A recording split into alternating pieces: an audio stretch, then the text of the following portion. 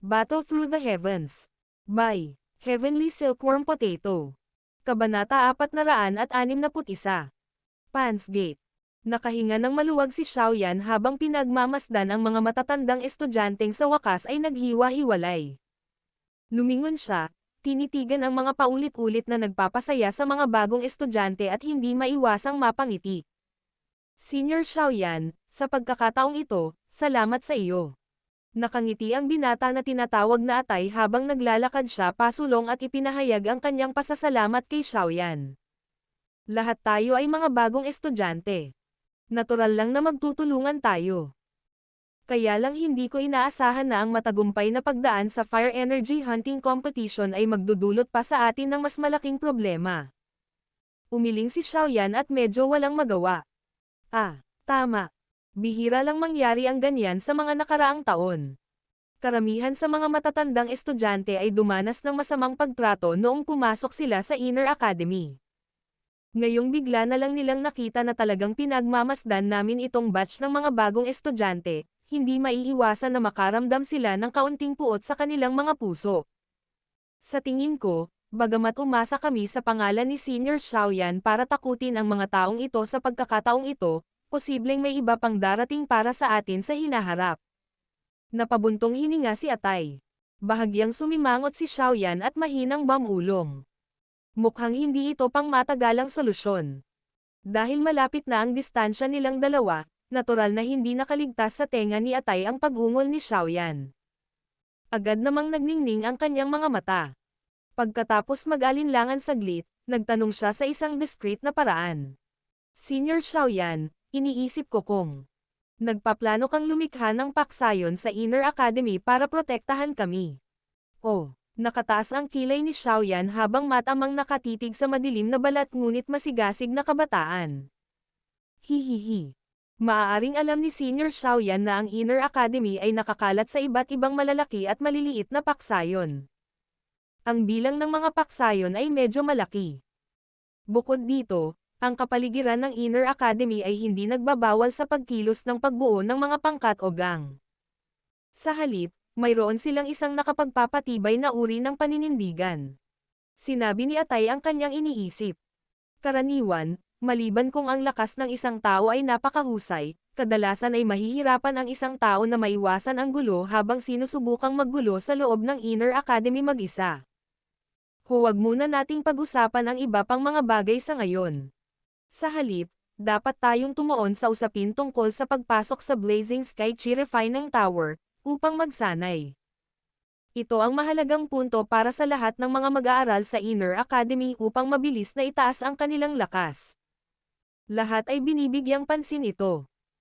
Sa loob ng tore na iyon, ang bawat antas ay ipinamahagi ng Inner Academy sa mataas, katamtaman at mababa, tatlong magkakaibang grado ng mga lugar ng pagsasanay. Kapag nagsasanay sa lugar ng pagsasanay na may mataas na grado, ang bilis ng pagsasanay at mga benepisyo ng isang tao ay walang alinlangan na higit na malalampasan ang iba pang dalawa. Sa orihinal, ayon sa sentido komon, kung sino ang mapalad na unang makapasok sa lugar na may mataas na grado ay kung sino ang makakapag-training doon. Sa kasamaang palad, hindi ipinagbabawal ng Inner Academy ang mga pribadong laban sa loob ng Blazing Sky Chi Refining Tower. Kaya't, kadalasan, kahit swerte ka na umukupa sa isang high-grade training area, kung wala kang sapat na lakas para hawakan ito, mapapatalsik ka pa rin ng iba. Kaya, kung nais ng isang tao na magkaroon ng pinakamahusay na mga kondisyon sa pagsasanay sa loob ng Blazing Sky Chi Refining Tower, dapat siyang magkaroon ng isang mahusay na lakas at grupo. Ang tingin ni Atay ay tumigil din sa mukha ni Xiaoyan habang nagpapaliwanag siya sa malalim na boses. Bahagyang tumanggaw si Xiaoyan. Namumungay ang mga mata niya ngunit walang nakakaalam sa iniisip niya. Senior Xiaoyan, ang iyong personal na lakas ay malakas. Idagdag si Senior Hu Jia at ang dalawa pa, maaari kang ituring na isang grupo na hindi mahina. Gayunpaman, kung tutuusin, napakakaunti sa inyo. Sinasabi na ang dalawang palad ay nahihirapang makipaglaban sa apat na kamay. Kung ang ibang paksayon ay may 10 hanggang 20 katao ng sabay-sabay, si Senior Xiaoyan at ang iyong grupo ay maaaring medyo walang kapangyarihan. Dahan-daang sabi ni Atay. Gusto mo bang talikuran ko ang lahat ng mga bagong estudyante at lumikha ng bagong pangkat? Tumingin si Xiaoyan kay Atay sa harap niya at nagtanong sa mahinang boses. Sa reputasyon na kasalukuyang nasa puso ng mga bagong estudyante ng Senior Xiaoyan, ganap na posible na matagumpay na maisakatuparan ito. Madiin na tumanggaw si Atay at sumagot sa malalim na boses. Pinagsalikop ni Xiaoyan ang kanyang 10 daliri ngunit hindi agad tumugon. Senior Xiaoyan, kung mayroon kang ganoong intensyon, dapat mong mabilis na hawakan ang pagkakataong ito. Ito ay dahil, kadalasang nagsasalita, may iba pang paksayon na umaakay sa mga bagong estudyante sa kanilang sariling kampo sa tuwing sila ay papasok sa Inner Academy. Ang sandaling ito ay ang oras kung kailan ang reputasyon ni Senior Xiaoyan ay nasa pinakamataas na antas. Kung susuko ka at hindi mo ito gagamitin, malamang na ang lahat ng mga bagong mag-aaral ay gugustuhin mong gawin iyon. Bukod dito, kung kami, ang mga bagong estudyante, ay maaaring magkaroon ng isang pangkat na kabilang sa amin, ang mga benepisyo sa amin ay isang bagay na hindi na kailangang sabihin kaya, hanggat si Senior Xiaoyan ay naglakas loob na pamunuan kami, naglakas loob akong sabihin na walang sino man sa mga bagong mag-aaral na tatutol. Seryosong sabi ni Atay. Mukhang pamilyar ka sa Inner Academy. Bahagyang tumanggaw si Xiaoyan. Agad niyang tinitigan si Atay na medyo kakaiba. Ang lahat ng mga bagay na ito na sinabi ng taong ito sa ngayon ay higit pa sa kaalaman ng isang ordinaryong bagong estudyante. Hihihi. May kilala akong mga tao sa loob ng Inner Academy. Kaya naman, malinaw sa akin ang impormasyong ito. Natawa si Atay. Kaya ano sa tingin mo? Senior Xiaoyan. Hanggat pumayag ka, pananagutan ko ang pakikipag-usap sa mga bagong estudyante. Ginagarantiya ko na walang kahit katiting na problema.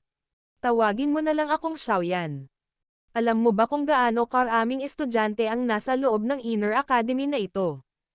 Ngumiti si Xiaoyan at ibinaba ang kanyang ulo para mag-isip ng tahimik saglit bago magtanong. Dapat mayroong halos 1,000. Ang eksaktong mga numero ay hindi pa nakalkula dati. Nag-isip sandali si Atay bago sumagot. Halos 1,000. Napakarami. 50 bagong estudyante lang ang pumapasok sa Inner Academy taon-taon. At saka, ang mga estudyanteng ito ay hindi mananatili dito magpakailanman, tama ba? Nagtatakang sabi ni Xiaoyan. Hihihi. Ang Inner Academy ay isang 5 taon na programa. Ang mga mag-aaral ay maaaring magsanay dito sa loob ng 5 taon. Pagkalipas ng 5 taon, oras na para sa kanila na maghiwalay. Siyempre, kung ang isa ay may natatanging talento sa pagsasanay, maaaring mag-apply upang maantala ang kanilang pagtatapos ng 2 taon. Ang mga mag-aaral na ito na nananatiling nasa likod ay ang lahat ng nangungunang malalakas na tao sa loob ng Inner Academy at ang nangungunang ilang mga pag-iral sa Strong Rankang. Bagamat 50 estudyante lamang ang pumapasok pagkatapos sumali sa qualification competition, hindi ito lahat ng Inner Academy. Kung minsan, kung ang ilang elder ay makakatagpo ng isang disipulong may natatanging talento sa pagsasanay kapag sila ay lumabas, ang mga taong ito ay maaaring maging mga mag-aaral sa Inner Academy basta't makapasa sila sa malupit na eksaminasyon ng Inner Academy. Bukod pa rito, may mga mula sa Alchemist Department, Law Enforcement Unit, at iba pang mga espesyal na departamento. Maaari silang pumasok sa Inner Academy sa pamamagitan ng iba pang mga channel. Kaya naman, pagkatapos ng akumulasyon sa mga taong ito, hindi imposibleng magkaroon ng halos 1,000 estudyante sa Inner Academy. Sinagot ni Atay ang labi niya. Oh. Bahagyang tumanggaw si Xiaoyan. Pinagsalikop niya ang kanyang mga kamay at sinabing. Sa hitsura nito, ang aming 40 dagdag na mga bagong estudyante ay hindi itinuturing na isang napakalaking sukat. Paano magiging napakalaki ng ating paksayon bago pa man ito magsimula?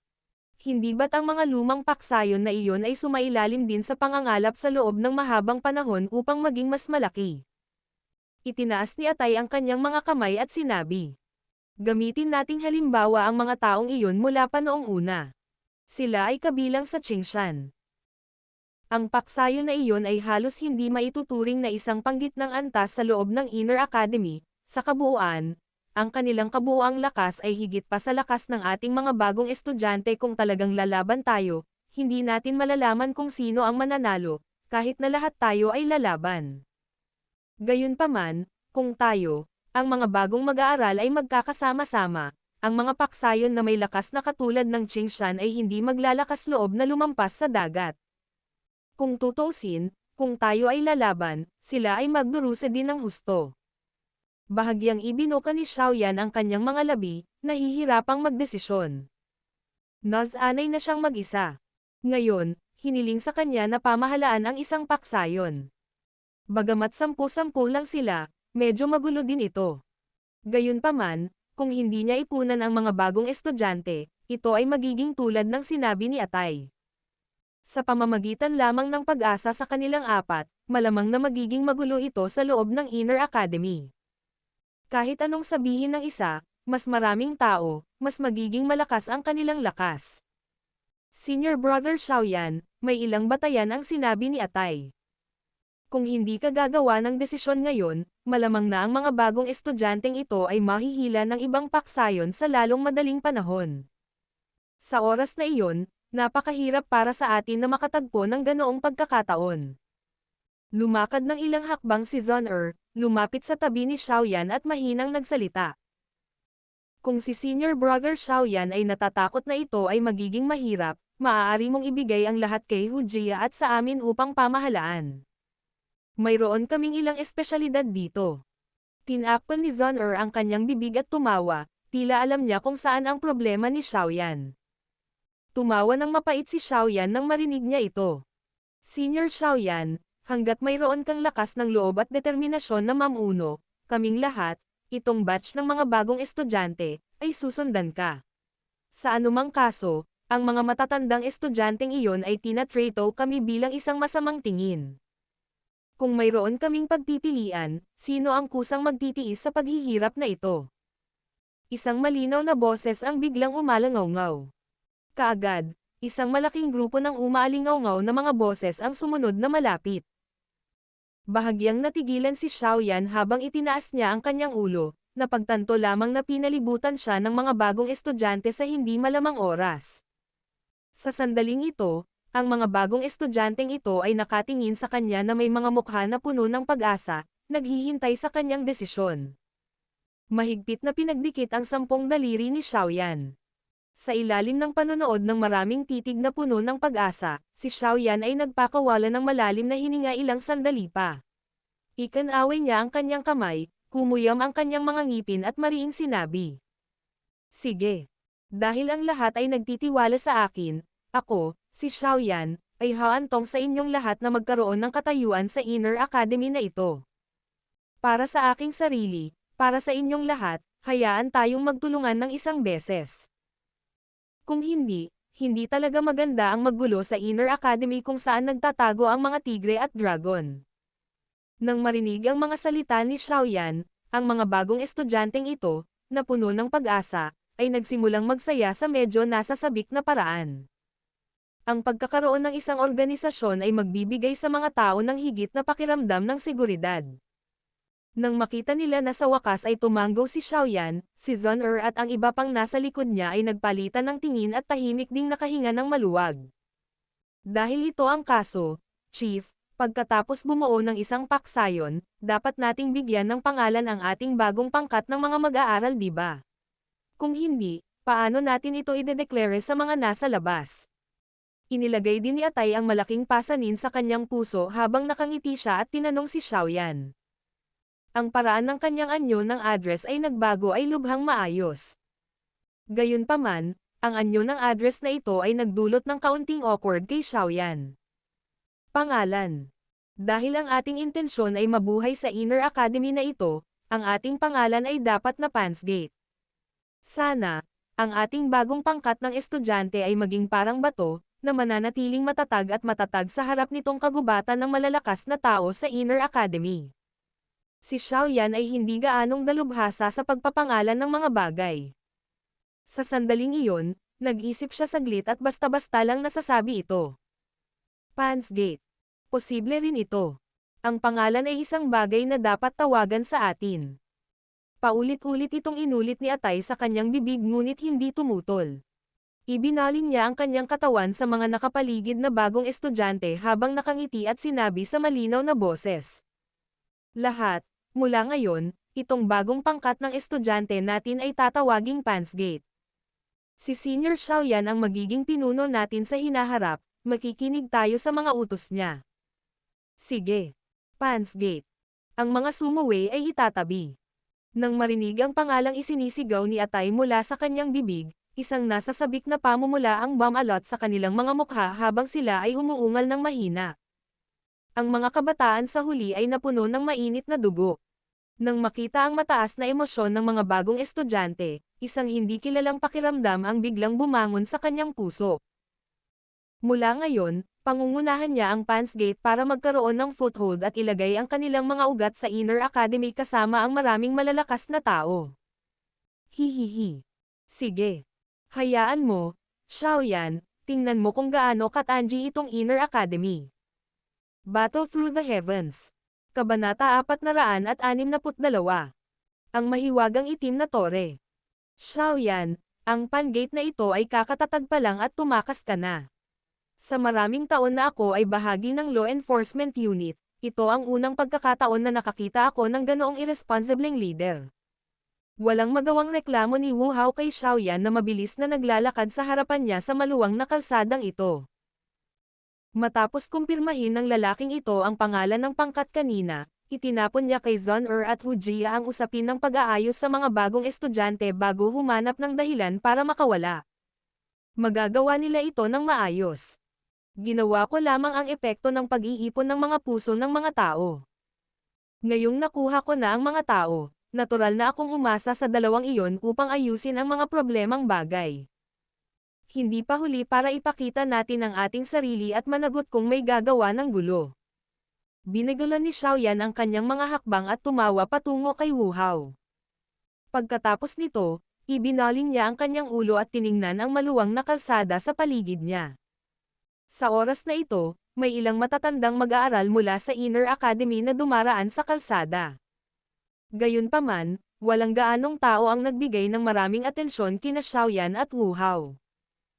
Maliwanag, hindi lahat ng matatandang estudyante ay narinig ang pangalan ng pinuno ng batch na ito ng mga bagong estudyante.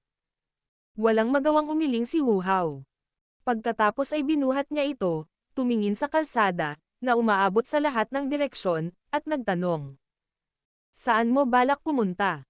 Pumunta tayo sa hilaga para tingnan. Dahan-dahan ang pinunasan ng daliri ni Xiaoyan ang itim na singsing habang itinaas niya ang kanyang baba sa hilaga. Pagkatapos makinig sa sinabi ni Yao Lao kagabi, maaaring makakuha siya ng ilang mga pahiwatig tungkol sa Heavenly Flame kung siya ay maghahanap sa pangkalahatang lugar na iyon. Ang kasalukuyang Xiaoyan ay nakaramdam ng kawalan ng pasensya pagdating sa paghahanap para sa Heavenly Flame upang paganahin ang kanyang sarili na mabilis na itaas ang kanyang lakas. Kaya naman, ayaw niyang mag-antala kahit sandali. Hilaga. Saglit na natigilan si Wu Hao bago siya walang pakialam na tumanggo sa kanyang ulo. Sa anumang kaso, lumabas sila upang maging pamilyar sa bakuran ng paaralan. Hindi mahalaga kung saan sila pumunta. Tara na. Ikinaway ni Xiaoyan ang kanyang kamay. Ang kanyang mga paa ay biglang tumapak sa lupa. Kasunod ng isang pagsabog ng enerhiya, ang kanyang buong katawan ay naglabas ng shoo na tunog habang siya ay bumaril. Ang bilis ng kanyang katawan dahilan para makita ng ilang matatandang estudyante ang pagtataka sa kanilang mga mata. Ang taong ito. Umiling si Wu Hao. Ang ilang kulay dugong Daochi ay biglang lumitaw sa kanyang mga binti. Habang bahagyang nag-iiba-iba ang Daochi, bahagyang naging ilusyon din ang katawan ni Wu Hao. Agad na nanginig ang kanyang katawan at talagang kakaibang nawala sa lugar na iyon. Nang sumunod siyang nagpakita, nasa 10 metro na ang layo niya. Sa ilang iglap, mabilis niyang hinabol si Xiaoyan.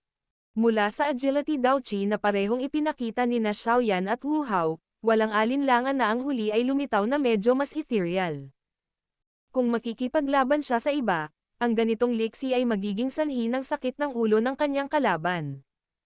Kakaiba ang agility Dao technique. Ang mga matatandang mag-aaral na dumarating at umaalis ay nakamasid sa isang madugong anino, na nawala sa kanilang paningin, at hindi napigil ang ipahayag ang kanilang mga papuri. Ang laki ng Inner Academy ay napakalaki na medyo lampas ito sa inaasahan ni na Xiaoyan at Wu Hao. Ginugol ng dalawa ang kanilang lakas at tumakbo ng ligaw sa halos kalahating oras. Gayunpaman, hindi pa rin nila naabot ang mga hangganan ng Inner Academy. Sa daan, madalas silang nakakakita ng ilang mga battle circle kung saan nag-sparring ang mga tao at nagkaroon ng mainit na away. Medyo madaming tao ang nanonood sa paligid nila. Ang ilang mga tao, na mas madaldal, ay sumigaw sa mga bungad na tumambad sa dalawang manlalaban habang sila ay nanonood. Sa huli, naging sanhi ito ng 2 taong nag-aaway na mas naalarma sa kanilang pag-aaway. Sa huli, maaari lamang nilang bawiin ang kanilang mga kamay at umatras na may mga mukha na puno ng kalungkutan. Ang mga makapasok sa Inner Academy ng Jianan Academy ay talagang hindi mga ordinaryong tao. Ang ganitong uri ng malalim na paningin ay sapat na upang maging sanhi ng mga mag-aaral sa Outer Academy na hindi makapantay. Napabuntong hininga si Xiaoyan nang bawiin niya ang kanyang tingin mula sa isang tiyak na bilog ng labanan. Karamihan sa mga mag-aaral dito ay sumailalim sa iba't ibang pagpino. Kung ang alinman sa kanila ay inilagay sa isang imperyo sa loob ng kontinente, malamang na sila ay ituring bilang isang henyo. Ang paningin ng mga taong ito ay hindi nakakagulat. Ngumiti si Wu Hao at nagpatuloy. Gayunpaman, ang kapaligiran dito ay talagang mabangis. Agad silang magsisimula ng away sa lugar upang ayusin ang anumang hindi pagkakasundo. Ngumiti si Xiaoyan at tumango. Lumibot ang kanyang tingin sa paligid at medyo natigilan ng matuklasan na sa hindi malamang dahilan, dumarami ang mga taong nagkumpol-kumpol sa kalsadang ito patungo sa hilaga. Ang bawat isa sa kanila ay pinakawalan ang kanilang bilis sa maximum. Kaya naman, nakita lamang ni na Xiaoyan at Wu Hao ang mga figure ng tao na paulit-ulit na nagmamadaling dumaan sa mga puno sa gilid ng kalsada pati na rin ang huhu na humahanggos na tunog ng hangin. Mukhang nagmamadali silang lahat sa hilaga. Ano ba talaga ang meron doon? Napagtanto din ni Wu Hao ang pagdami ng mga estudyante habang nagtataka siyang nagtanong. Malalaman natin kapag pumunta tayo at tingnan. Napangiti si Xiaoyan. Humakbang ang kanyang mga paa sa lupa nang muling bumaril ang kanyang katawan. Sa wakas, sumunod na mabuti si Wu Hao, tulad ng mga uod sa buto. Ang mabilis na paglalakbay sa pagkakataong ito ay tumagal ng isa pang 20 minuto bago unti-unting bumagal ang bilis ni na Xiaoyan at Wu Hao. Isang malaking itim na misa, na binubuo ng maraming estudyanteng huminto, ang lumitaw sa harapan nila sa sandaling ito. Bakit ang daming tao? Hindi mapigilan ni Xiaoyan na matigilan habang pinagmamasdan ang itim na pangkat ng mga tao na parang langgam. Hindi ko alam. Hindi rin pamilyar si Wu Hao sa lugar na ito. Kaya naman, walang magawa siyang umiling. Hinimas ni Xiaoyan ang kanyang baba gamit ang kanyang kamay. Tumingin muna siya sa paligid bago mabilis na nakarating sa ilalim ng malaking puno. Kinausap niya si Wu Hao. Umakyat tayo at tingnan natin. Sa sandaling sinabi niya ito, tumalon si Xiaoyan sa isang sanga ng puno nang hindi naghihintay ng tugon ni Wu Hao. Ang kanyang katawan ay parang isang maliksi na unggoy habang siya ay umakyat sa puno sa napakaliksi na paraan. Sa loob lamang ng 12 ng mga segundo, lumitaw ang kanyang katawan sa tuktok ng isang malaking puno na may isang paglukso. Pinanood ni Xiaoyan ang eksena sa ibaba mula sa isang mataas na lugar habang nakatayo siya sa tuktok ng puno. Ang kanyang tingin ay lumutang sa itim na dami ng mga tao at direktang tumangay sa harapan. Agad namang nagulat ang mukha niya. Bahagyang bamuka rin ang kanyang bibig. Ito ay isang malungkot na lugar ang lumitaw sa paningin ni Xiaoyan. Sa loob ng depresyong iyon ay isang napakalaking itim na tore na malalim na nakabaon sa ilalim ng lupa, na nagpapakita lamang ng dulo ng tore at isang madilim na pasukan. Ang tore ay inilibing sa lupa. Ang ganitong uri ng sobrang kakaibang eksena ay naging sanhi ng pagkamangha sa mukha ni Xiaoyan upang maging lalong siksik. Ilang sandali pa bago siya unti-unting gumaling at mamulong. Huwag mong sabihin sa akin na ito ang tinatawag na Blazing Sky Chi-Refining Tower. Ito ay talagang hindi inaasahan. Ito ba ay talagang inilibing sa ilalim ng lupa? Maaari bang pumasok at magsanay doon? Sinalubong ng tingin ni Xiaoyan ang mga detalye sa iisang layer ng tore na nasa ibabaw ng lupa. Bigla siyang nagsalubong ng kilay nang matuklasan niya na ang espasyong nakapalibot sa katawan ng tore ay tila bahagyang baluktot at may mga kulubot. Nakita niya ang ganitong uri ng depensa sa Book Collection Hall ng Outer Academy. Magandang Panginoon, talagang espesyal nilang inilagay ang antas ng depensang ito. Ayon sa ipinaliwanag sa huling pagkakataon ni Deputy Headmaster Hugan, malinaw na alam ni Xiaoyan na upang may set up ang ganitong uri ng depensa na nakakapilipit na espasyo, kailangan ng isang tao na magkaroon ng kahit anong lakas ng isang Daozun. Daozun. Tumawa ng mapait si Xiaoyan at umiling. Ang isang malakas na tao ng klase na ito ay talagang nakakatakot. Nagawa talaga nilang gumamit ng espasyo, isang bagay na ethereal at hindi nakikita, para gawin ang anumang gusto nila. Anong uri ng nakakatakot na kaharian na Daosheng, o kahit ang Dao Di na nasa itaas nilang dalawa? Chi. Habang paulit-ulit na hinahangaan ni Xiaoyan ang nakakatakot na lakas ng isang piling Daozun, isang malakas na huni ng hangin ang lumitaw sa hindi kalayuan sa likuran niya. Nilinggan niya ang kanyang ulo at medyo nabigla nang mapagtanto na 12 ng mga figure ng tao ang lumiwanag mula sa malayo. Ang bilis ng mga taong ito ay napakabilis. Wala pang 10 segundo, ang mga figure ng tao ay tuloy-tuloy at maayos na lumitaw sa mga sanga ng ilang malalaking puno sa tabi ni Xiaoyan. Ang mga taong ito ay medyo malakas. Sa pag-inspeksyon sa mga figure ng tao na ito ng malapitan, napagtanto ni Xiaoyan na 12 ng mga figure ng tao ang lahat ay may suot na badge, katulad ng isang dahon, sa kanilang mga dibdib. Lumilitaw na ang mga taong ito ay kabilang sa iisang pangkat. Marami talagang paksayon sa loob ng Inner Academy. Ang ating Pangate ay kakagawa lang. Mapait na tumawa si Xiaoyan at umiling. Nakatitig ang kanyang mga tingin sa mga figure ng tao na iyon lamang upang mapagtanto na sila ay nagmamadaling bumaba ng mag-isa pagkatapos pagmasdan ang tanawin sa ibaba. Ang malaking grupo ng mga tao ay sumisid pababa mula sa itaas sa himpapawid bago sila direktang sumingit sa harap ng malaking grupo ng mga itim na masa sa sobrang bastos at hindi makatwirang paraan. Ang pagkilos na ito ng puwersahang pagputol ng pila ay malinaw na nagdulot ng galit sa lahat. Gayunpaman, nang makita ng mga tao ang hugis dahon na badge sa kanilang mga dibdib, galit na lamang nilang nalulunok ang mga salitang umabot sa kanilang mga bibig. Sa tingin ko ang paksayon na ito ay dapat magkaroon ng napakalaking lakas sa loob ng Inner Academy. Pinagmamasdan ni Xiaoyan ang reaksyon ng lahat sa kanyang mga mata habang siya ay mahinang bumubulong. Kaagad, lumipat siya sa tabi ng puno ng kahoy at mabilis na tumalon pababa. Nang lumapag ang kanyang mga paa sa lupa, si Wu Hao, na hindi tumabi sa kanya, ay dali-daling nakipagkita sa kanya. Tinanong niya, "Nasuri mo ba ito ng malinaw?" Ang lugar na ito ay tila ang Blazing Sky Chi-Refining Tower. Tinapik ni Xiaoyan ang kanyang mga kamay at agad na pinisil palapit sa mga tao. Ngumiti siya at sinabing, "Tara na, tingnan natin kung ano ang gamit nitong Blazing Sky Chi-Refining Tower." Mapapayagan talaga nito ang mga tao na magsanay ng napakabilis. Ito ang Blazing Sky Chi-Refining Tower. Bahagyang natuwa ang ekspresyon ni Wu Hao nang marinig niya ito.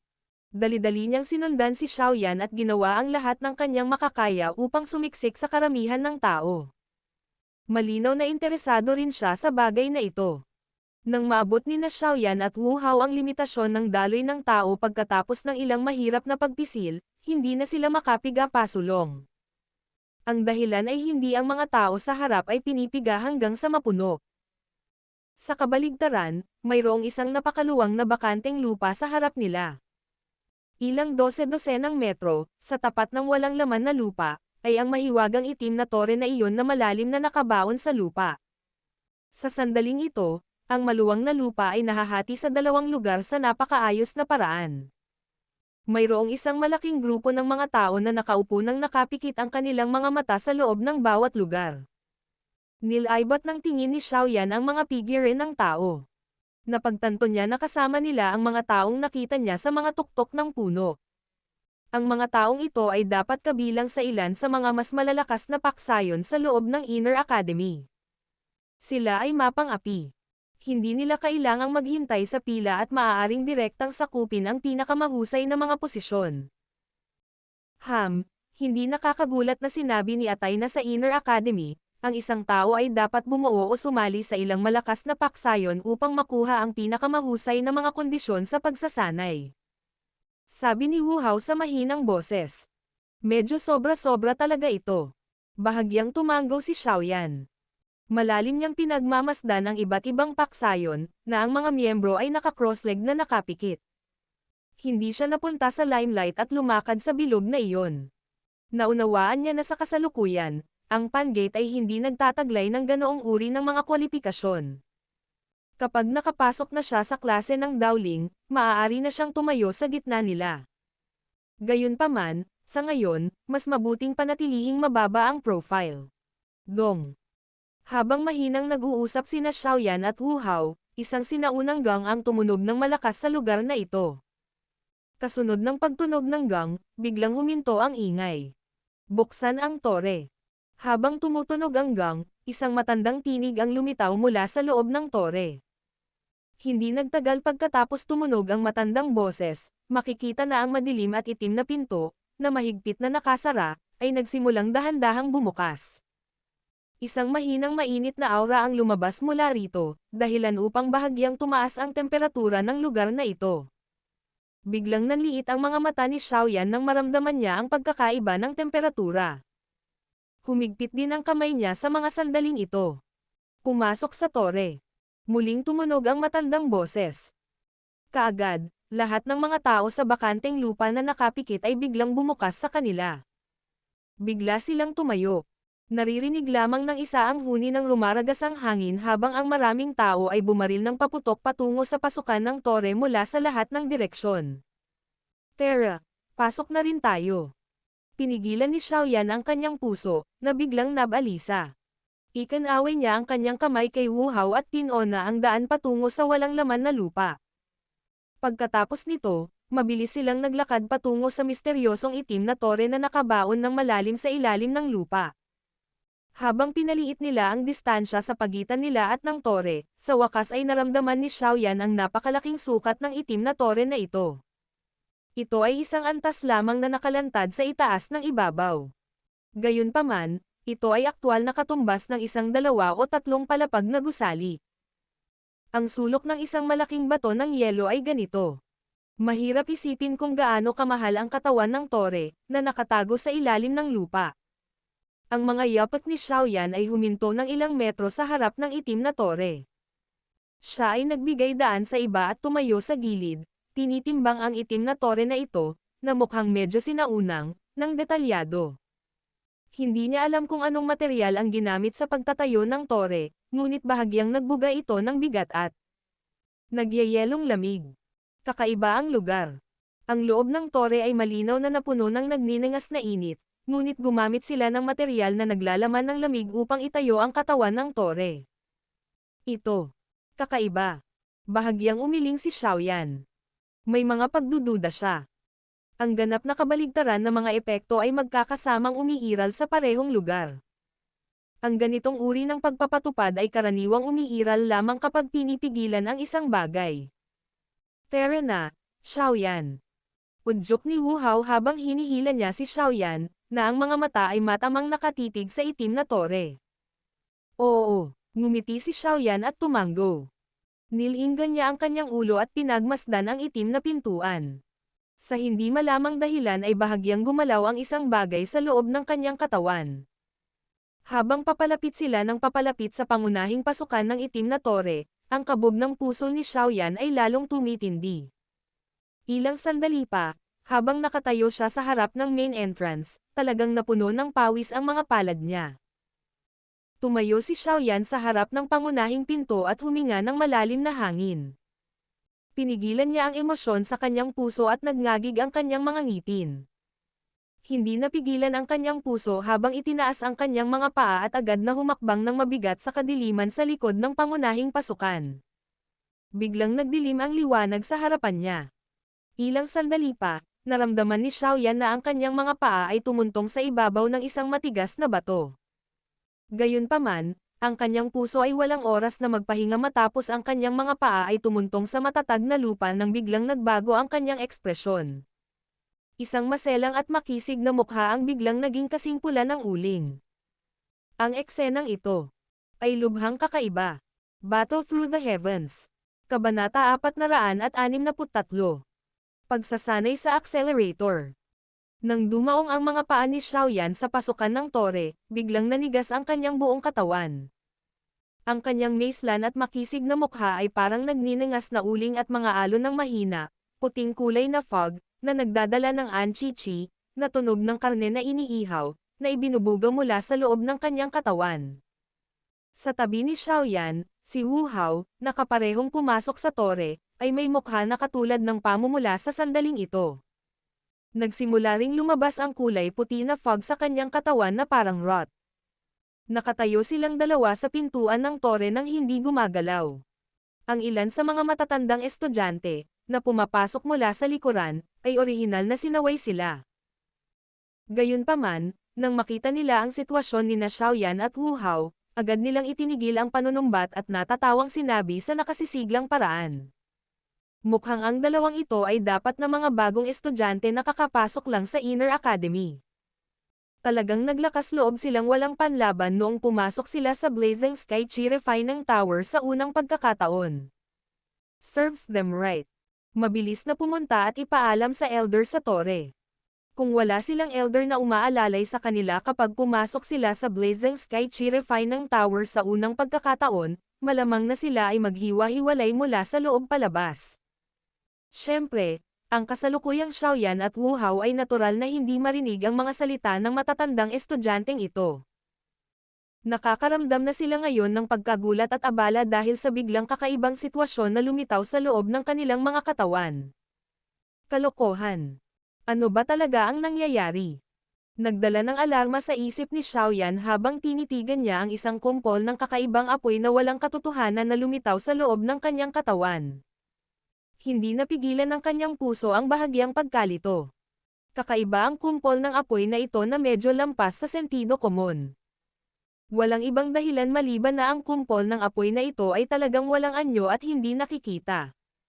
Kung hindi dahil sa katotohanan na si Xiaoyan ay bihasa sa pagkontrol ng apoy at alam ang tungkol sa apoy, malamang na hindi niya ituring itong kumpol ng medyo baluktot at hindi nakikitang misteryosong bagay bilang isang uri ng apoy. Ang kumpol ng invisible fire seedling na ito ay hindi itinuturing na sobrang lakas. Gayunpaman, ang loob ng katawan ng isang tao sa huli ang pinakamahinang punto ng katawan ng isang tao. Dito, kahit na ang isa ay isang malakas na dawwang, hindi siya maglalakas loob na basta-basta payagan ang ilang hindi kilalang enerhiya na mag-charge. Hanggat may kaunting pinsalang naganap dito, ang pagkawala na nagresulta ay mahirap tansyahin. Maaaring maging permanente na ito. Mula nang lumitaw ang kumpol ng invisible flame seedling na ito, ang mataas na temperatura na ibinubuga mula dito ay nagsimulang maging sanhi ng mga ugat, buto, kalamnan, at iba pang iba't ibang organo sa kanyang katawan na makaramdam ng matinding sakit. Alam ni Xiaoyan, na madalas maglaro ng apoy, na ito ang palatandaan ng pagkasunog ng mataas na temperatura. Kung magpapatuloy siya sa ganitong paraan, malamang na hindi nagtagal, ang mga chipat at iba pang mahahalagang bahagi sa loob ng kanyang katawan ay mawawalan ng paggana sa ilalim ng mapahamak na apoy na ito. Kapag nawala ang kanyang chipat sa kanilang circulatory function, sa isang practitioner, siya ay magiging isang walang kwentang tao. Tumahimik ka, huminahon ka. Huminga ng malalim si Xiaoyan sa loob ng kanyang puso. Ginawa niya ang lahat para sugpuin ang medyo naguguluhan niyang puso na bunga ng bigla ang sitwasyong ito. Ilang sandali pa ay gumalaw ang isip niya. Makikita ng isang tao ang kulay berdeng apoy na mabilis na umuusok palabas mula sa espasyo ng maliit na acceptance spirit sa gitna ng puyo ng tubig.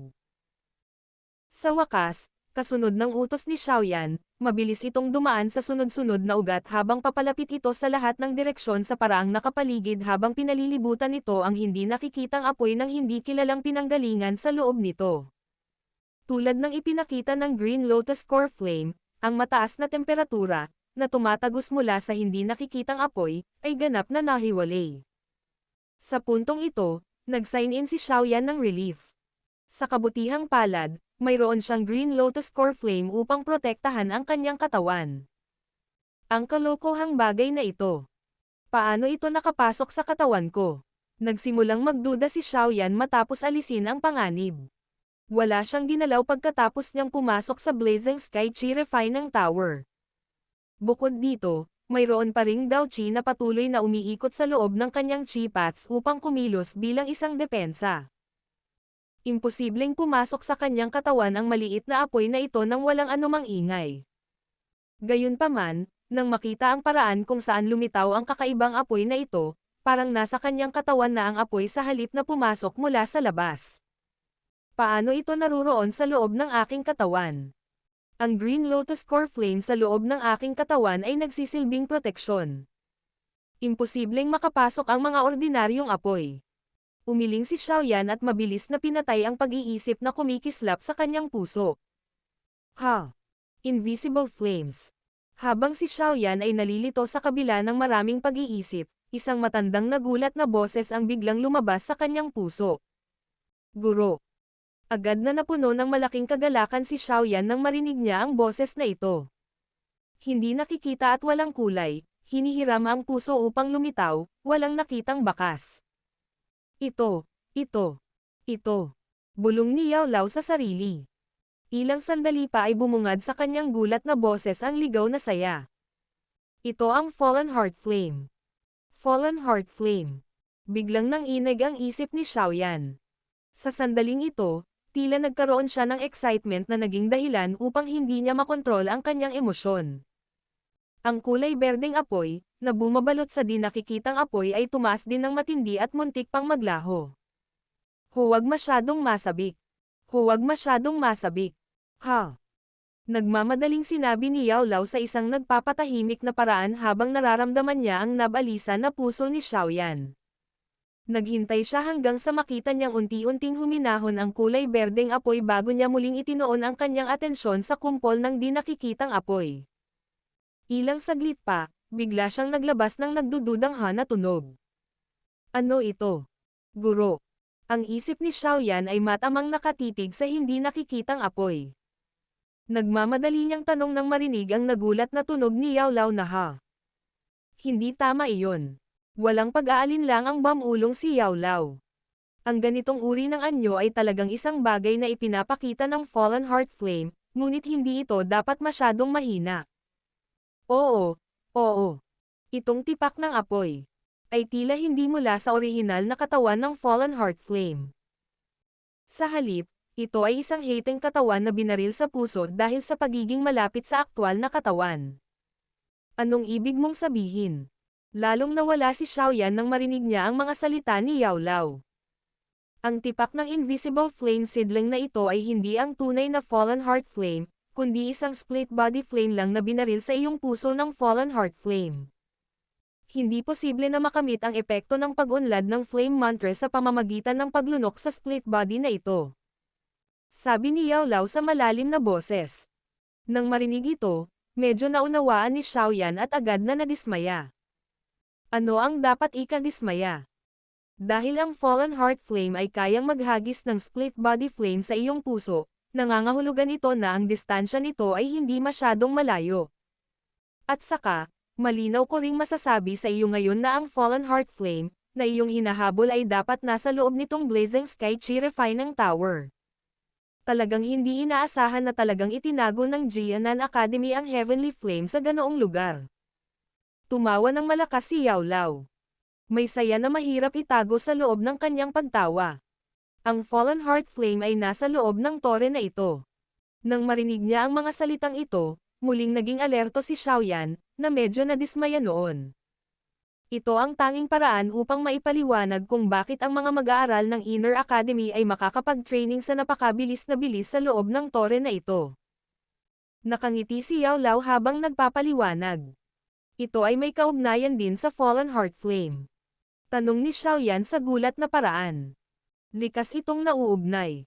Ikaw, alisin ang Green Lotus Core Flame. Ay circulate ang iyong Dao Chi at ipasa ito sa tipak ng di nakikitang apoy. Subukan at tingnan kung ano ang magiging reaksyon. Itinuro ni Yao Lao. Medyo nag-alinlangan si Xiaoyan nang marinig niya ito. Agad siyang nagdikit ng ngipin at gumalaw ang isip. Ang kulay berdeng apoy na iyon, na labis na tumatakip sa hindi nakikitang apoy na panla, ay gumawa ng whoosh na tunog habang ito ay mabilis na umatras pabalik sa acceptance spirit. Sa pag-alis ng Green Lotus Core Flame, ang mataas na temperatura ay muling kumalat mula sa Invisible Flame Seedling na nagdulot ng mahinang piercing pain na ibinugaw mula sa kanyang chi pads at mga buto. Pilit na tiniis ni Xiaoyan ang matinding sakit habang gumagalaw ng kaunti ang kanyang isip. Bahagyang nanginig ang laki ng thumb rhombus na hugis daw crystal sa loob ng vortex. Ang mga alon ng berdeng kulay na Dao Qi ay dumagsa. Sa wakas, sa ilalim ng kanyang kontrol, ito ay dumaan sa ilang mga ugat at dumating sa lugar kung saan naruroon ang hindi nakikitang apoy. Dumaan ka dyan. Mabangis na ibinigay ni Xiaoyan ang utos. Makikita ng isang tao ang Dao Qi na biglang tumalsik at agad na sumugod sa tipak ng di nakikitang apoy sa ilalim ng focus ng isip ni Xiaoyan. Ang laki ng invisible na apoy ay napakaliit. Kaya naman, hindi umabot ng kahit isang segundo para ang kulay berdeng Dao Qi na nag-charge sa apoy ay dumaan dito at lumabas mula sa kabilang panig. Ito.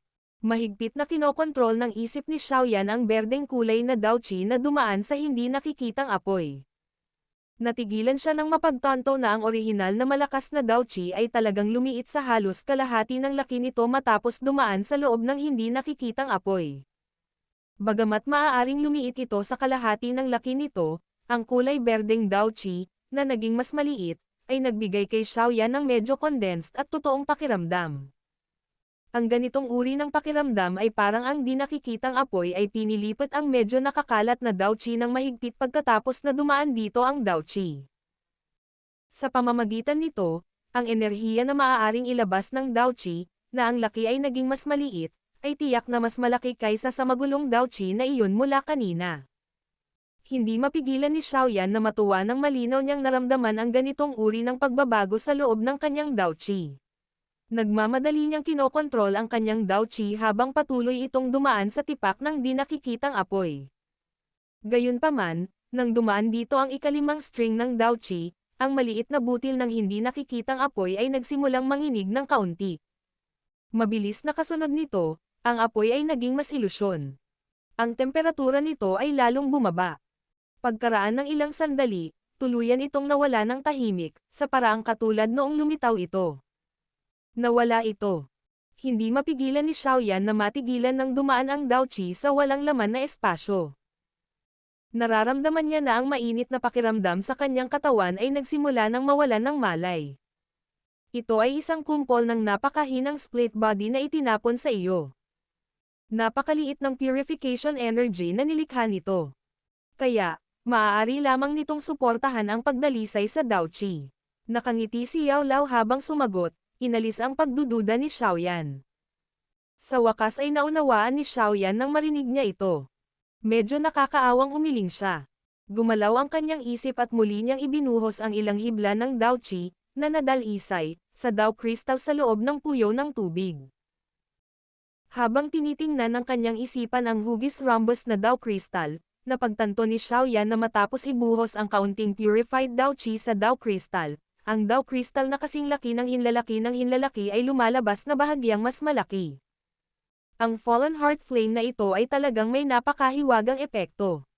Isang kumpol lamang ng mahinang split body flame na naitapon ay bahagyang nakapagpapataas ng aking Dao Qi. Kung kaya kong lumunin ang orihinal na katawan noon. Napalunok si Xiaoyan ng isang subo ng laway nang maisip niya ito. Hindi napigilan ng kanyang puso ang paglukso ng matindi. Ang Fallen Heart Flame na ito ay isang accelerator na maaaring magpapataas ng bilis ng pagsasanay ng isang tao. Ang bilis ng pagsasanay ng sinumang nakakuha nito ay malamang na pumasok sa isang uri ng lubhang nakakatakot na yugto. Bakit? Munting kapwa, interesado ka ba? Nanunokso ang boses ni Yao Lao. Ngumiti si Xiaoyan at hindi man lang nagtago ng kahit katiting na pananabik sa kanyang puso. Guro, ang mga benepisyong may dudulot sa akin ng Fallen Heart Flame ay maaaring mas malaki pa kaysa sa Green Lotus Core Flame. Kaya, ano man ang mangyari, kailangan kong makuha ito. Battle through the heavens. Kabanata 464. Pagkabigla. Sa sinaunang tore, kung saan ang liwanag ay banayad, isang grupo ng mga tao ang nagtipon sa paligid ni na Xiaoyan at Wu Hao, na ang mga mata ay nakapikit. Sa kanila, nagpalabas sila ng mahinang tawa at nagkaroon ng maraming pribadong pag-uusap. Gumawa ng paraan, gumawa ng paraan. Darating na si Elder Liu. Isang sigaw ang biglang umalangaw mula sa labas ng karamihan. Kaagad, ang mga tao ay nagmamadaling naghiwalay at bumuo ng isang maliit na landas. Sa loob ng tore na ito ang posisyon ng isang elder ang pinakadakila. Ang sinumang nang ahas na saktan ang mga ito ay hindi magkakaroon ng magandang wakas. Sa pamamagitan lamang ng random na paghiram ng ilan sa kapangyarihan ng posisyon na humadlang sa iyo, maaari niyang maging dahilan upang wala ka ng luhang maiiyak, kahit na gusto mo. Habang naghihiwalay ang mga tao, dahan-daang pumasok ang isang matandang lalaki na nakasuot ng simple at magaspang na damit. Ang nakangiting titig niyang iyon ay dumaan sa naninigas at hindi gumagalaw na katawan ni na Xiaoyan at Wu Hao. Tumawa siya at sinabi, mayroong dalawang maliliit na tao na hindi alam ang kapangyarihan ng langit at lupa. Hindi man lang sila nag-abala na unang iulat ang kanilang unang pagtatangka sa pagpasok sa Blazing Sky Chi-Refining Tower. Ang paghihirap na ito ay isang bagay na labis nilang daranasin. Hihihi. Laging may mga walang ingat na bagong estudyante bawat taon na naiinip na pumapasok sa Blazing Sky Chi-Refining Tower. Karapat-dapat silang magdusa sa paghihirap na ito. Isang masayang tawa ang bumungad sa mga tao. Kahit na ang bilis ng pagsasanay sa loob ng tore ay medyo mabilis, ito ay, pagkatapos ng lahat, ay medyo nakakainip pa rin. Ang mga matatandang estudyanteng ito ay likas na natutuwa nang makita ang sitwasyon sa kanilang harapan, ang mga bagong estudyanteng pumapasok at nagbibigay sa kanila ng kaunting libangan. Kakapasok lang ng mga bagong estudyante sa Inner Academy. Natural lang na hindi nila alam ang mga patakaran dito. Ano ang dapat pagtawanan? Isang mahina at malinaw na boses ang biglang umalangaw. Agad na sinundan ng tingin ng lahat ang boses at tumingin, tanging isang binibini na nakasuot ng kulay silver na damit. Matangkad ang dalaga. Ang kanyang mukha ay maaaring lumitaw na payat, ngunit ito ay isang pambihirang kagandahan. Ang kanyang balat ay kasing puti ng nyebe at ang kanyang mga kilay ay parang painting.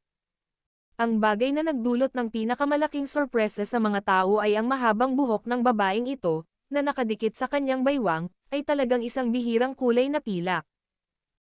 Ang kulay pilak na buhok ay bumagay sa kanyang kulay pilak na damit, dahilan upang ang kanyang buong katawan ay naglabas ng mahina at malamig na disposisyon na nagtataboy sa mga tao na libu-libong kilometro ang layo mula sa kanya. Nagdulot ito ng pakiramdam ng iba na nakakakita mula sa malayo, ngunit hindi makahawak. Ang mga tingin ng lahat ay dumaan sa babaeng ito na nakapilak na nakadamit habang pinananatili ang kanilang katahimikan. Ang kanilang mga mata sa simula ay kumislap sa pagsamba na magkakaroon ng isang lalaki para sa isang babae. Gayunpaman, may halong takot din sa pagsamba na iyon.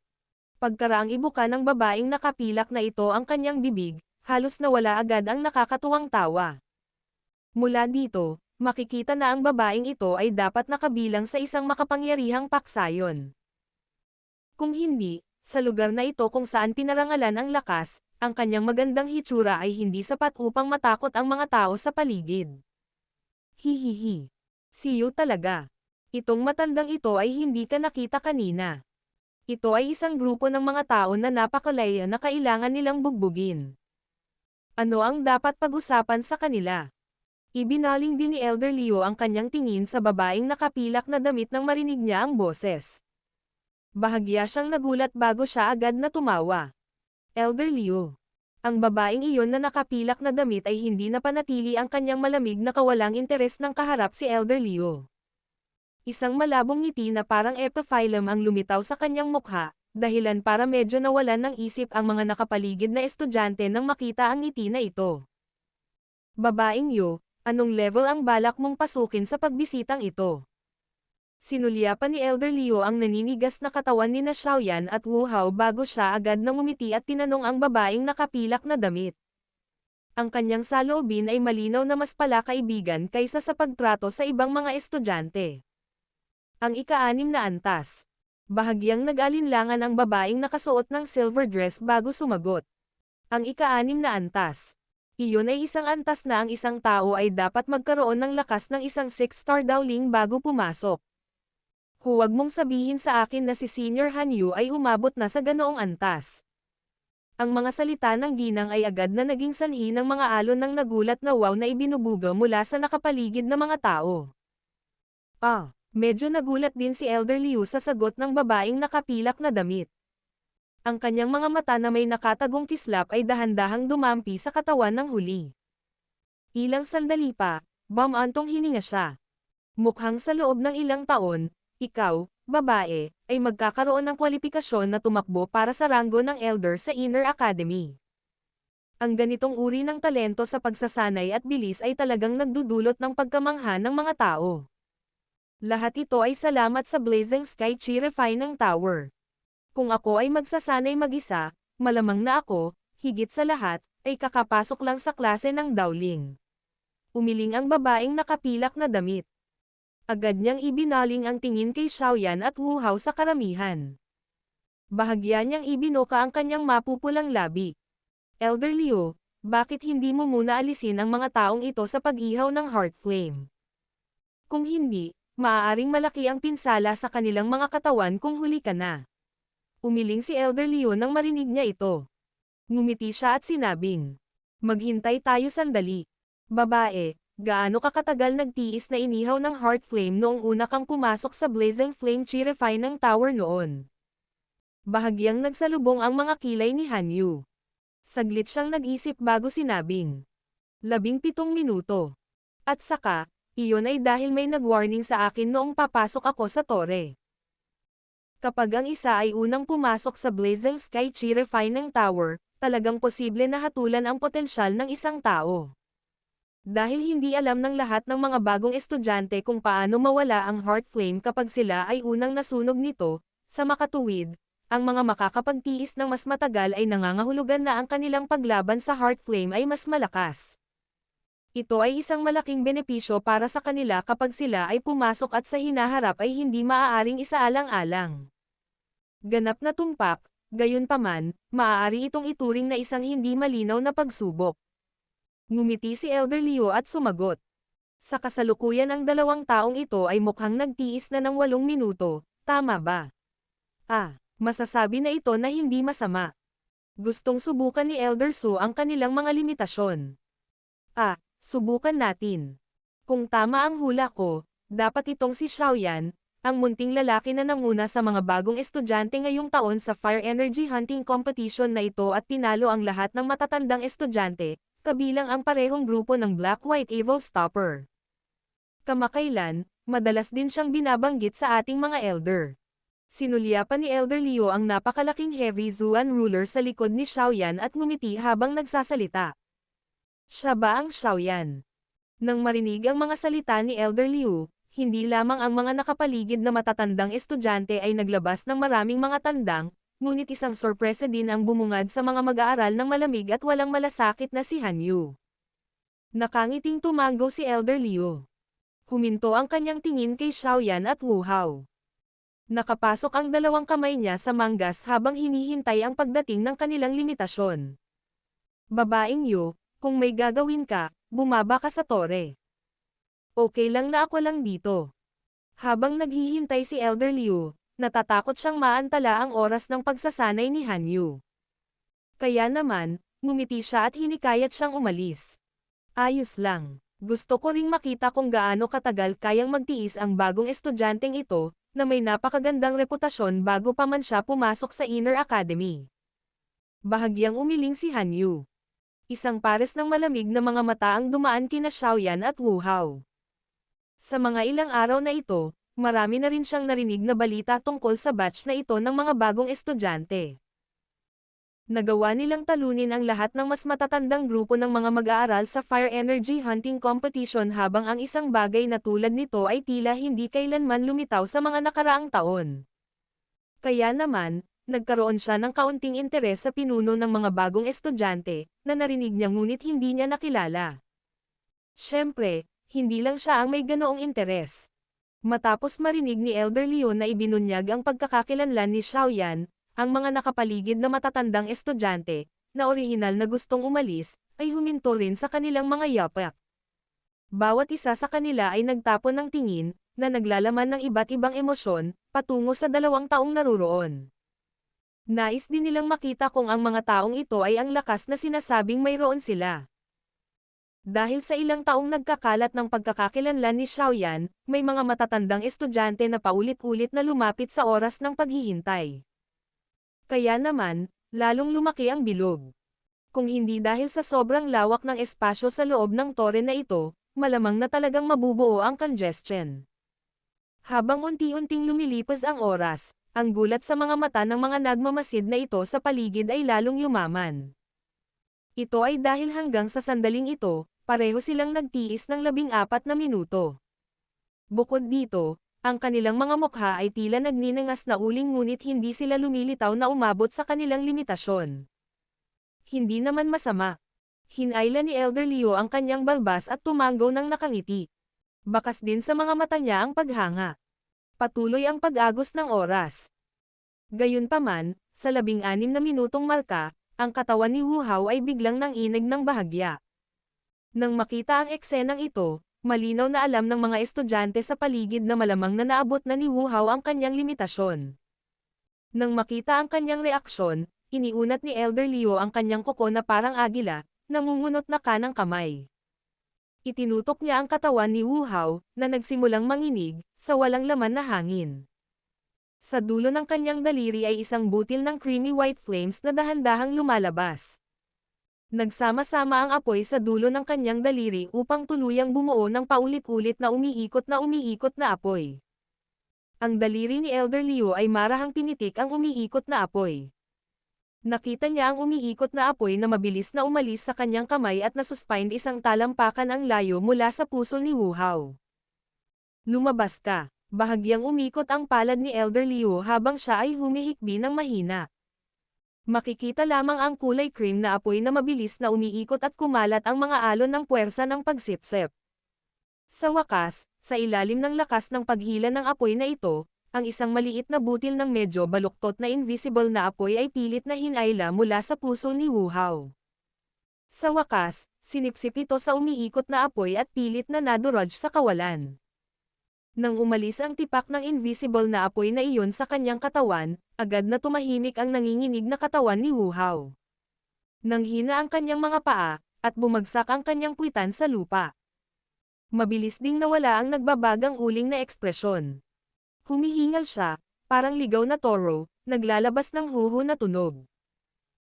Sa sandaling ito, ang kanyang katawan at espiritu ay nasa sobrang pagod na kalagayan at wala siyang kahit katiting na mood upang tumingin sa mga taong nakapaligid sa kanya. Hihihi. 16 na minuto. At saka ito ay matapos mabura ng heart flame ng walang anumang pag-iingat. Hindi masama ang resultang ito. Nakangiti at nagpupuri si Elder Leo habang nakatingin kay Wu Hao, na nakaupo sa lupa. Mukhang mas malakas ng kaunti ang batch na ito ng mga bagong estudyante kaysa sa mga naunang batch. Si Han Yu na nakatayo sa malapit ay tumanggo din. Ang tibay ng bagong estudyanteng ito para sa heart flame ay maaaring lumampas sa kanya ng isang ulo. Kung tutuusin, bagamat nagtiis siya ng 17 minuto, may nagsabi sa kanya kung ano ang dapat niyang gawin noong una siyang pumasok sa Blazing Sky Chi-Refining Tower.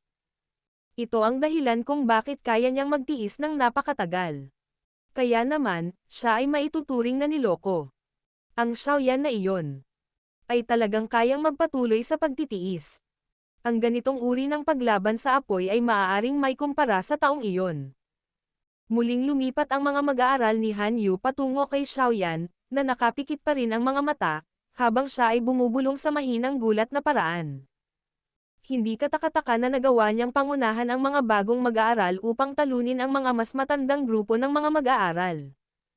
Talagang may kakayahan ang batang ito. Nakangiti si Elder Su habang nakatingin kay Xiaoyan, na nagtitiis pa rin ng hindi nagpapakita ng anumang senyales na naabot na niya ang kanyang limitasyon. Ang kanyang mga kamay ay muling ipinasok sa kanyang manggas habang sinabi niyang, "Mabuti. Ngayon, Ang matandang ito ay gustong makita kung gaano katagal ka talaga magtitiis. Gayunpaman, ang mga salitang ito ni Elder Liu ay tumunog lamang nang makita ng lahat ang katawan ni Xiaoyan na biglang nanginag. Noon lamang sila nakahinga ng maluwag sa loob ng kanilang mga puso. Sa kabutihang palad, ang taong ito ay hindi gumawa ng anumang bagay na nakakagulat na katulad noong pinangunahan niya ang mga bagong mag-aaral upang talunin ang mga matatandang estudyante. Kung hindi, ito ay magiging labis na dagok sa mga nagtiis ng wala pang 10 minuto noon.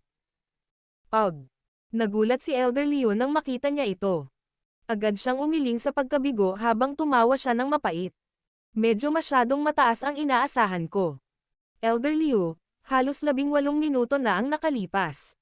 Ang ganitong uri ng paglaban sa Heart Flame ay itinuring ng mahusay. Halos hindi makahanap ng sino mang tulad nito sa loob ng Inner Academy. Nang makita ang mga mata ni Elder Liu, hindi napigilan ni Han Yu na magsalita sa walang magawang paraan. Ang mga salitang sinabi niya ba ay hindi naging sanhi ng kahihiyan ng ibang mga estudyante sa kanilang mga puso. Hihihi. Talagang napakaganda. Tumawa si Elder Liu sa isang nakakahiyang paraan. Ikinumpas niya ang kanyang kamay at bumungad ang isang kulay puti na kulay cream na umiikot na apoy. Pinitik niya ang kanyang daliri at muling huminto ang umiikot na apoy sa harap ng puso ni Xiaoyan. Ang malabo, kulay gatas na apoy ay kumikinang sa ember na pulang mukha ni Xiaoyan hanggang sa siya ay medyo kakaiba. Lumabas ka, isa pang mahinang sigaw ang narinig. Biglang umikot ang umiikot na apoy. Gayunpaman, sa sandaling ito, biglang lumitaw ang isang bagay na naging sanhi ng pagkagulat ng mga tao. Habang umiikot ang umiikot na apoy, hindi lumitaw ang hindi nakikitang apoy, katulad ng inaasahan ng lahat na makita. Sa halip, pagkatapos na maging mapurol sa isang iglap, isang malaking kumpol ng berdeng kulay na apoy ang biglang lumabas sa katawan ni Xiaoyan nang walang anumang paunang babala. Sa wakas, nakabuo ito ng isang kulay berdeng alon. Sa isang lagok, nilunok nito ang kulay gatas na apoy na pagmamay-ari ni Elder Liu. Hindi lamang nabigo ang kulay puti na apoy na matagumpay na durugan ang green flame tulad ng ginawa nito kanina, ngunit sa halip ay nilamon ito ng hindi napigilan. Ang kakaibang eksenang ito ang naging dahilan ng pagkatulala ng mga estudyante sa paligid. Matapos lamunin ng Green Lotus Core Flame ang apoy na kulay cream, hindi ito agad nawala. Kapag walang kinokontrol ito, lumilitaw na mayroon itong function na automatikong protektahan ang mayari nito. Kaya naman, pagkatapos nitong lamunin ang kulay cream na apoy, na nagkunwaring banta kay Xiaoyan, lumipat ito sa direksyon ng umaataking hininga, at direktang tumangay kay Elder Liu. Ang enerhiya, na agad na pumutok ay hindi lamang naging sanhi ng pamumutla ng mga estudyante sa paligid dahil sa pagkabigla, ngunit naging sanhi din ng bahagyang paggalaw ng mukha ni Elder Liu. Tumabi ka, dumating ang kulay berdeng apoy. Nang maramdaman ni Elder Liu ang walang habas na pag-atake nito, dali-dali siyang sumigaw ng malakas. Nang marinig ang sigaw ni Elder Liu, ang mga estudyante sa paligid ay nagmamadaling umatras. Sa isang iglap, naging magulo ang panloob na rehiyon ng tore. Isa-isa, maraming tao ang nagmamadaling umatras. Natakot sila na ang kulay berdeng apoy ng hindi kilalang pinagmulan ay tanggayan sila. Naging solemn na ang mukha ni Elder Liu nang makita niya ang kulay berdeng apoy na umaalingaw-ngaw patungo sa kanya. Ikinumpas niya ang dalawa niyang kamay at may lumabas na apoy na kulay cream mula sa kamay niya. Sa wakas, mabilis itong nakabuo ng fire barrier. Inihagis niya ang kanyang kamay at tinakpan si Xiaoyan at ang kulay berdeng apoy, na dumampi, sa loob nito. Ang berdeng kulay na apoy ay patuloy na humahabol ng walang katapusan. Sa wakas, sa ilalim ng tingin ng lahat, bumangga ito sa kulay cream na flame barrier na iyon. Bang! Sa sandaling sila ay nagkadikit, isang ligaw, marahas na alon ng enerhiya ang lumabas, na yumanig sa harang ng apoy hanggang sa ito ay mabilis na nanginag. Ang napakalaking, paputok na tunog ay nagdala ng magulong heatwave habang niyayanig nito ang buong Blazing Sky Chirify ng tower hanggang sa nagsimula itong manginig ng kaunti. Bago umatras ang katawan ni Han Yu, ang Dao Qi ay mabilis na naipon sa isang energy barrier ng liwanag sa kanyang katawan. Paulit-ulit na nabuo ang mga ripples sa energy barrier nang matanggap niya ang natitirang wave ng energy attack. Mabuti na lang at hindi ito nagdulot ng anumang pinsala sa kanyang katawan. Ang katawan ni Hanyu ay mabilis na umatras ng 12-dosenang hakbang. Nang marinig lamang niya ang malakas na tunog na unti-unting nawawala ay dali-dali niyang ibinato ang kanyang tingin sa kung saan naganap ang pagsabog. Bahagya siyang nagulat nang makita ang malinaw na eksenang iyon. Agad niyang ibinuka ng bahagya ang kanyang bibig. Napuno ng pagtataka ang puso niya. Battle Through the Heavens. Kabanata 465. Pagkikita sa unang pagkakataon. Isang mahina at puting hamog na lamang ang makikita ng isa na bumabalot sa maluwang na loob ng sinaunang tore. Sa gilid ng puting ulap ay nakatayo ang figurine ng isang matandang lalaki na medyo humihinga. Sa sandaling ito, ang mukha ni Elder Liu ay mabilis na nagbabago sa pagitan ng iba't ibang kulay. Kung minsan, siya ay nabigla, minsan siya ay nababahala, na tila napakagandang tingnan. Nasunog na rin ang mahigit kalahati ng damit na suot niya. Ang amoy ng sunog na balat ay nagmula sa kanyang buhok. Mula sa kanyang pangkalahatang hitsura, ang elder na ito, na nagtataglay ng medyo mataas na posisyon sa Inner Academy, ay kasalukuyang nabawasan sa isang miserableng estado. Sa sandaling ito, ang iba pang matatandang mag-aaral, na tumabi upang umiwas sa apoy sa loob ng bulwagan, sa wakas ay nakabawi mula sa kanilang naunang pagkataranta. Gayunpaman, nang makabawi sila at ibinato ang kanilang mga tingin sa lugar kung saan nagmula ang pagsabog, nagkataon nilang nakita ang miserableng mukhang Elder Liu. Kaagad, ang kanilang mga puso, na kagagaling pa lamang, ay muling nabawi ng isang kapuruhan. May napakahigpit na pangangailangan sa lakas ng isang tao upang maging isang Elder Guardian ng Tore sa Inner Academy. Sa makatuwid, ang lahat ng mga Elder sa loob ng Tore ay, walang pagbubukod, mga taong may napakalakas na lakas. Bagamat mayroong ilang nakakagulat at nakakapanabot na mga henyo sa Inner Academy na nagawang makipagbalikat sa ilang elder pagkatapos sumailalim sa mahihirap na pagsasanay, ang mga taong ito ay talagang isang napakabihirang buhay. Bukod dito, ang bawat isa sa kanila ay nakamit ang gayong tagumpay pagkatapos ng pagsasanay sa Inner Academy sa loob ng 4 hanggang 5 taon.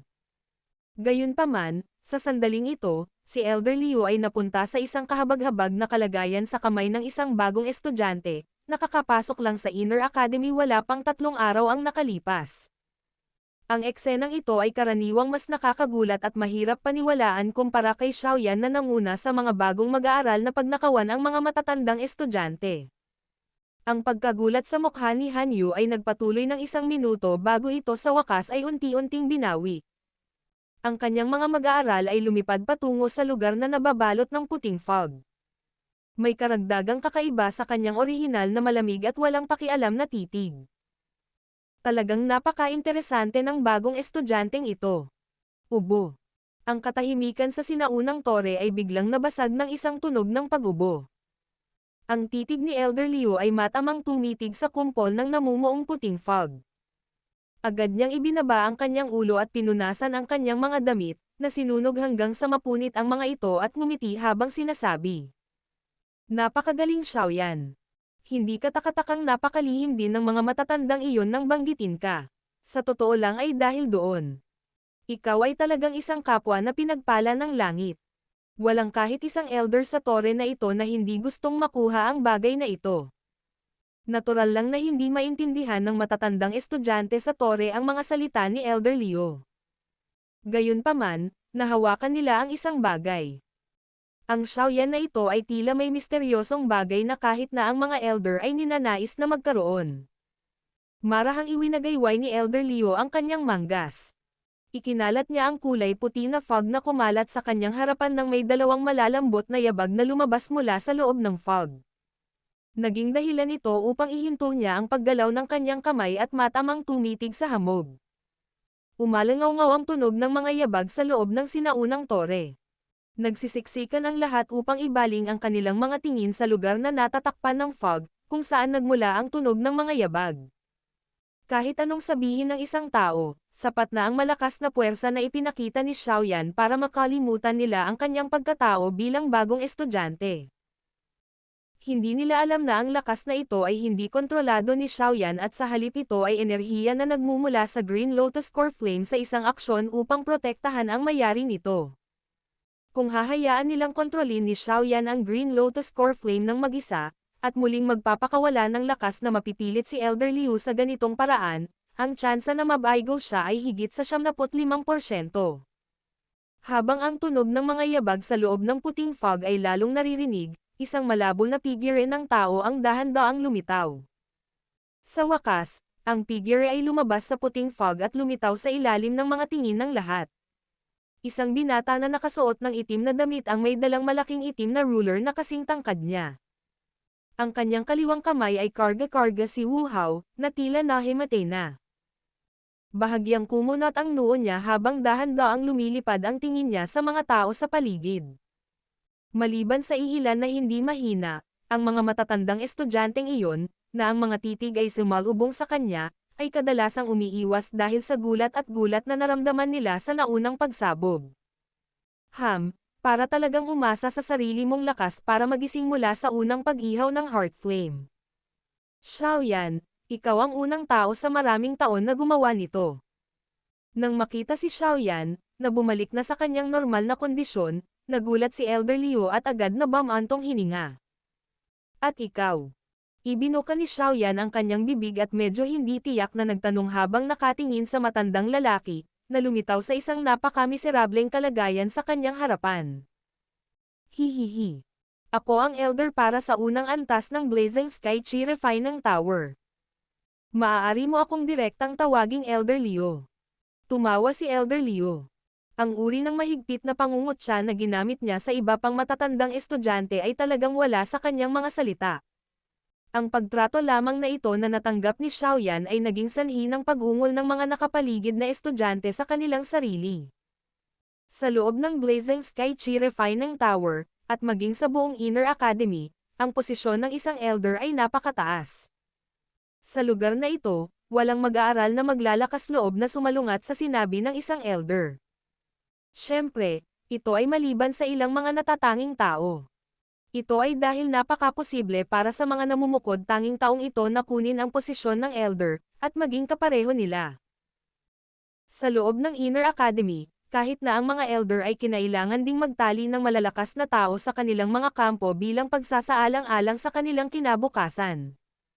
Pagkatapos ng lahat, ang mga elder sa Inner Academy ay hindi ganap sa parehong pangkat. Saan mang lugar, hindi maiiwasan ang away.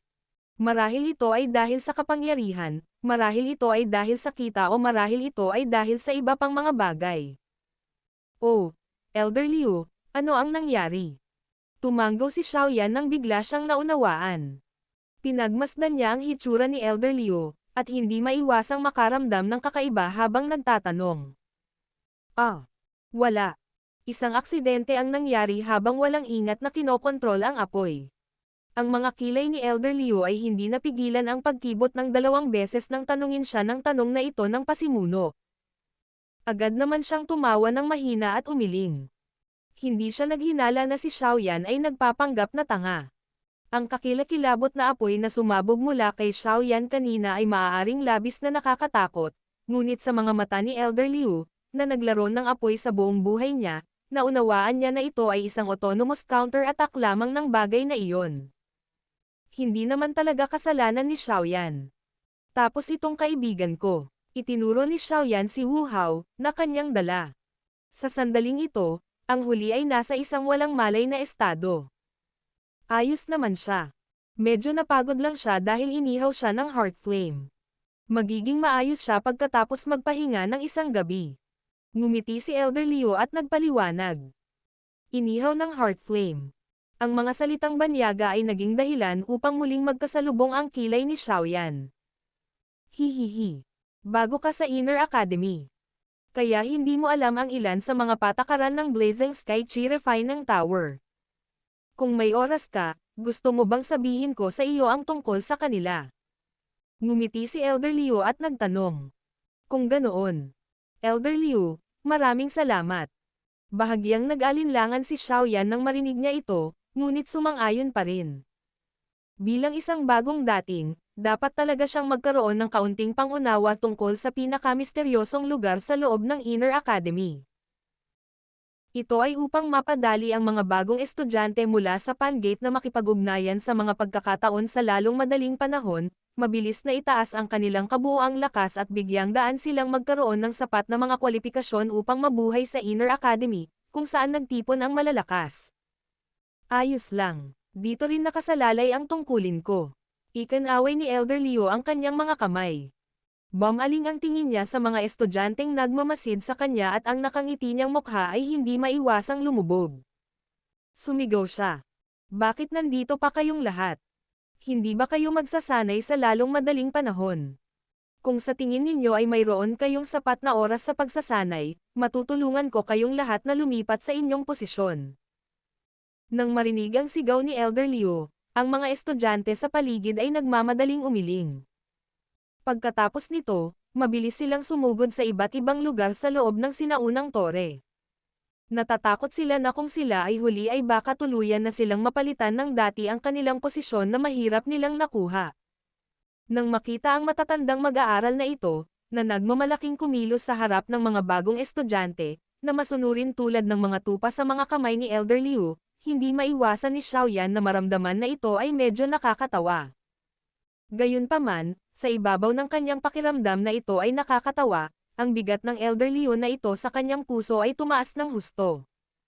Kung hindi dahil hawak niya ang aktwal na awtoridad sa loob ng Inner Academy, tiyak na hindi magiging ganoon kaamo ang mga mayabang na matatandang estudyanteng iyon. Hihihi. Lahat ng mga bastos na ito ay napakayabang. Kung hindi ka mas mahigpit, walang makikinig sa iyo. Ngumiti si Elder Leo at sinabi kay Xiaoyan pagkatapos ipaalam ang mga nakapaligid na tao. Ngumiti si Xiaoyan ngunit hindi nagpahayag ng anumang opinyon tungkol dito. Halika, Xiaoyan. May ipapakilala akong tao sa iyo. Isang beses na dumaan ang tingin ni Elder Leo sa antas na ito ng sinaunang tore bago niya hinayla si Xiaoyan patungo sa isang babae na may kulay pilak na damit. Mula sa kanyang hitsura, siya ang Hanyu na iyon na may kwalifikasyon para makapasok sa ika-6 na antas ng Blazing Sky Chi Refining Tower para magsanay. Ito si Hanyu. 3 taon na siyang pumasok sa Inner Academy at maituturing na senior mo. Hihihi. Hindi rin ordinaryo ang kanyang lakas. At saka, nabuo niya ang Moon Spirit faction sa loob ng Inner Academy. Hindi mahina ang kanyang lakas. May kakaunting paksayon na nang ahas na guluhin siya sa Inner Academy. Nakangiti si Elder Leo habang ipinakilala siya pagkarating sa harap ng babaeng nakapilak na damit. Oh, sumili ang pagkagulat sa mukha ni Xiaoyan nang marinig niya ang pagpapakilala ni Elder Leo. Pinalaki ng kanyang tingin ang babaeng ito na tinatawag na Hanyu. Sa kanilang unang pagtatagpo, ang nagyayelong Mountain Snow Lotus ng huli na parang malamig at walang malasakit na disposisyon ay nag-iwan sa kanya ng medyo malalim na impresyon. Ang pinaka-nakakaloka ay ang lakas ng babaeng ito. Bagamat hindi niya makita ang lakas ng kabilang partido sa kanyang mata, dahil sa kanyang malakas na espiritual na lakas, malabo na naramdaman ni Xiaoyan na ang babaeng may pilak na buhok na ito ay mas malakas kaysa kay Luo Hao. Talagang may mga nakatagong dragon at tigre ang Inner Academy na ito. Talagang hindi inaasahan na ang kabilang partido, bilang isang babae, ay magkakaroon ng ganitong uri ng lakas. Mukhang ang lugar na ito ay talagang hindi isang madaling lugar para magkagulo. Mapait na tumawa si Xiaoyan sa kanyang puso. Gayunpaman, walang ibinunyag si Xiaoyan sa kanyang hitsura. Inilagay niya si Wu Hao, na kanyang dinadala, sa lupa bago iniabot ang kanyang kamay at ngumiti habang sinabing, "Ikinagagalak kitang makilala, Senior Hanyu." Nang makita ni Xiaoyan na iniunat ang kanyang kamay kay Hanyu, hindi mapigilan ni Elder Leo na mapatahimik. Alam niya ang karakter ng huli, natural niyang naunawaan na ang babaeng ito, na noon pa man ay labis na nahuhumaling sa kalinisan, ay may kaunting pagtutol na madikit sa balat ng isang lalaki. Kahit na nakikipag-away sa iba, gagamitin niya ang Daochi para mahigpit na balutin ang sarili. Ang pagkakaroon ng labis na pagkahumaling sa kalinisan sa ganoong lawak ay talagang naging sanhi ng mga tao na hindi makapagsalita. Gayunpaman, nang hindi hinintay na sabihin ni Elder Leo ang isang sagabal, Ang ginang na tinatawag na Hanyu ay nag-alinlangan sandali bago inilabas ang isang puting parang jade na palso mula sa kulay pilak na manggas. Pagkatapos nito, marahan niyang hinawakan ang kamay ni Xiaoyan sa ilalim ng natigil ang tingin ni Elder Liu. Habang sila ay bahagyang naghipo at naghiwalay, isang malamig na boses, tulad ng isang bukal na dumadaloy pababa sa isang nyebe na bundok, ay malinaw na inilabas. Ikinagagalak kong makilala ka. Nang ang ilang mga titig na ito mula sa sinaunang tore ay binaril mula sa lahat ng direksyon at nakita ang kanilang mga kamay na nakikipag-ugnay, lahat sila ay nagulat. Kaagad, ang kumukulong at paninibugho na mga tingin ay nakatuon sa binata na nakaitim na damit, na naging dahilan ng pagngangalit ng mga ito ng ngipin.